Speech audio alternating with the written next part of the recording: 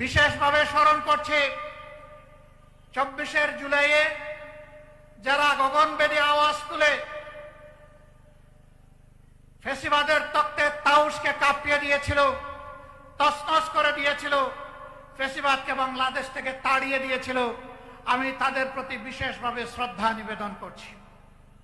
যারা জীবন দিয়েছেন আল্লাহ তাদেরকে শহীদ হিসাবে কবুল করুন।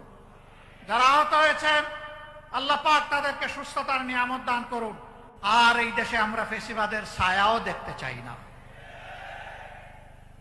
ফ্যাসিবাদ এখন যদি নতুন কোনো জামা পরে আমাদের সামনে আসে, 5 আগস্ট যে পরিণতি হয়েছিল সেই নতুন জামা পরা ফ্যাসিবাদের একই পরিণতি হবে।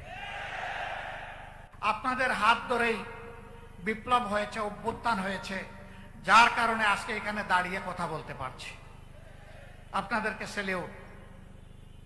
যারা নিজেদের দলের লোকদেরকে চাঁদাবাজি, দখল বাণিজ্য, মামলাবাজি, দুর্নীতি, সন্ত্রাস, পাথর মেরে লোক হত্যা, গাড়ি চাপা দিয়ে লোক হত্যা, এগুলা থেকে নিজের কর্মীকে যারা বিরত রাখতে পারবে, আশা করি আগামীর বাংলাদেশ তারা জনগণকে উপহার দিতে পারবে।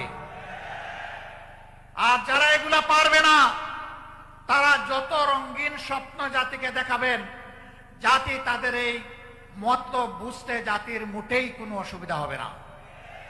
প্রিয় ভাইয়েরা, আমি কারো সমালোচনার দিকে যেতে চাই না।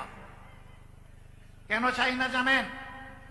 আমি যখন ডান দিকে, বাম দিকে, সামনে, পিছনে চোখ মেলে তাকাই, তখন অন্তত ছোট্ট একটা জায়গাতে গিয়ে শান্তি পাই যে যারা ফ্যাসিবাদ কায়েম করেছিল এবং তাদের যারা মূল দূষর ছিল, এখন তাদেরকে দেখতে পাই না। এখন আছেন তারা যারা ফ্যাসিবাদের জাতাকলে পিষ্ট হয়েছিলেন। তাদের প্রতি, সকলের প্রতি আমাদের বিনয়ী অনুরোধ, ফ্যাসিবাদের যে কষ্টটা আমরা আপনারা সকলে ভোগ করেছি, মেহেরবানি করে এই কষ্টটা কেউ আর জনগণকে দিবেন না।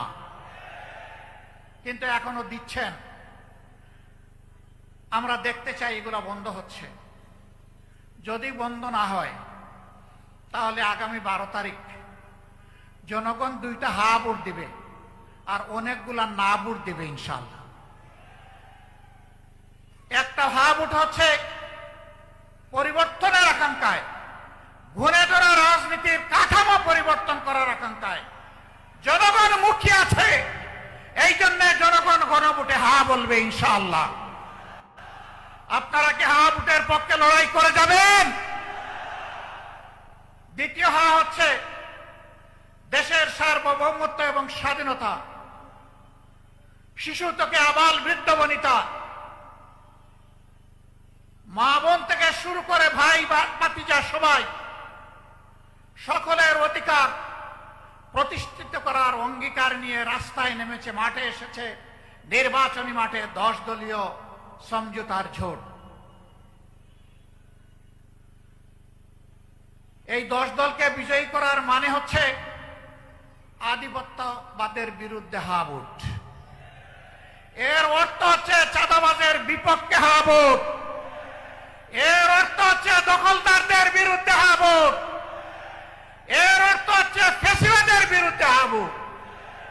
এর অর্থ হচ্ছে ব্যাংক ডাকাতদের বিরুদ্ধে হা ভোট। এর অর্থ হচ্ছে মা বোনদের ইজ্জতের উপর যারা হাত দেয় তাদের বিরুদ্ধে হা ভোট। এই সব মিলে একটা হা ভোট হবে।